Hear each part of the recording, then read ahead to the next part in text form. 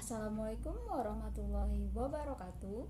Perkenalkan, saya Aryani Hanifah Hairunisa, Prodi Hubungan Masyarakat 2020, akan menjelaskan tentang Media Public Relation. Sebelum saya menjelaskan tentang materi tersebut, saya akan memperkenalkan kedua teman saya.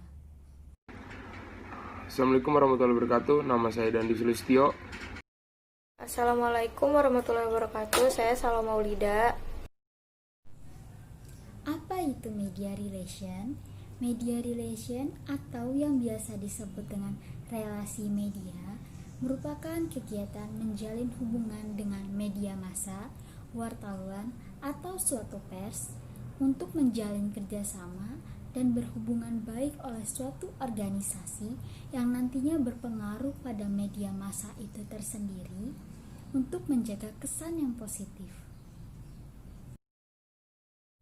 Selanjutnya, saya akan memberitahukan fungsi dari media relation yang meliputi: pertama, menaikkan citra sebuah perusahaan; kedua, menolong perusahaan apabila memiliki isu negatif dari publik; ketiga, menaikkan hubungan dari beberapa publik; keempat, menaikkan kepercayaan publik terhadap produk yang dihasilkan oleh perusahaan; kelima, menjaga kesan yang positif perusahaan.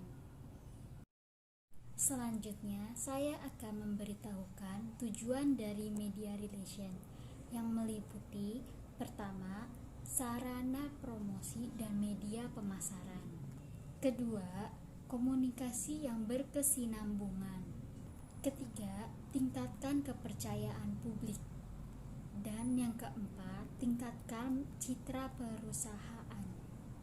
Slide selanjutnya ada bentuk kegiatan media relation. Yang pertama itu ada konversi pers. Dia itu kegiatan resmi dibuat dengan mengadakan pertemuan dengan media. Yang kedua ada kunjungan pers, yaitu kegiatan mengundang jurnalis ke destinasi, ke kantor pusat atau ke pabrik untuk meliput acara yang telah diprogramkan. Yang ketiga itu ada press gathering, yaitu dia kegiatan yang bersifat informal. Yang lalu ada yang terakhir, keempat itu press briefing. Dia itu kegiatan pers yang resmi diselenggarakan secara periodik oleh perusahaan. Selanjutnya jenis media humas, yaitu ada 5. Pertama itu media cetak, yang contohnya itu jurnal in-house, surat kabar, majalah, dan lain sebagainya. Lalu yang kedua itu ada online media, contohnya itu website, blog, media sosial, email, dan lain sebagainya. Yang ketiga itu ada broadcasting media, contohnya itu radio, televisi, dan lain sebagainya. Yang keempat contohnya special event, contohnya seminar, workshop, dan lain sebagainya. Terus yang terakhir outdoor media atau media luar ruang, yang contohnya itu spanduk, papan reklame, poster, dan lain sebagainya. Materi pertama saya yaitu pemilihan media. Berikut pemilihan media promosi agar kegiatan yang dilakukan oleh humas dapat tercover dengan baik, maka diperlukan pemilihan media yang tepat, efektif, dan efisien. Yaitu 1. Radio. Penyampaian gagasan yang sederhana dan mudah dimengerti merupakan salah satu andalannya. Karena di radio sendiri itu bahasa yang digunakan tidak terlalu baku dan penyampaiannya terkesan santai. Terus mempunyai segmen pendengar tersendiri. Kedua, televisi.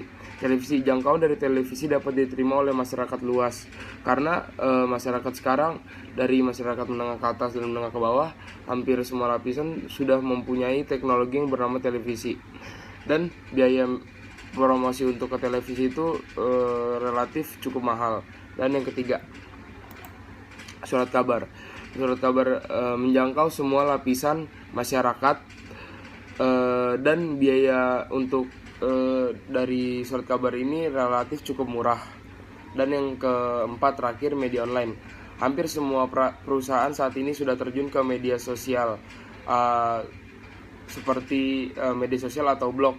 Media sosial seperti Instagram, Twitter, Facebook, dan sebagainya macamnya, karena dianggap media sosial ini praktis, mudah diakses di mana saja, dan biayanya juga relatif cukup murah dan bahkan bisa gratis. Dan selanjutnya materi saya yang kedua yaitu meningkatkan keterampilan media relation. Sebagai seorang PR kita harus meningkatkan keterampilan itu. Bagaimana cara meningkatkan keterampilan media relation? Ada 3, yaitu media sosial, pelajari dan pahami media, sama pertemuan jurnalis. Pelajari dan pahami media. Sebagai seorang praktisi PR, kita wajib memahami media apa yang mereka inginkan dari perusahaan. Banyak informasi yang perlu kita sampaikan kepada publik, tapi belum tentu informasi ini cocok dan diinginkan oleh media.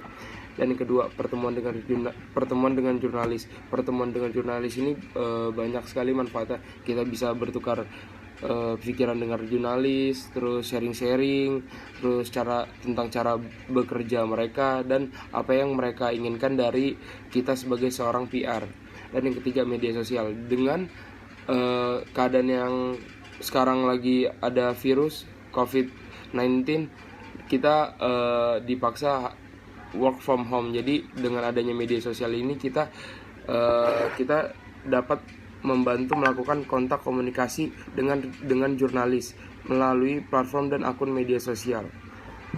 Sekian penjelasan dari saya. Terima kasih.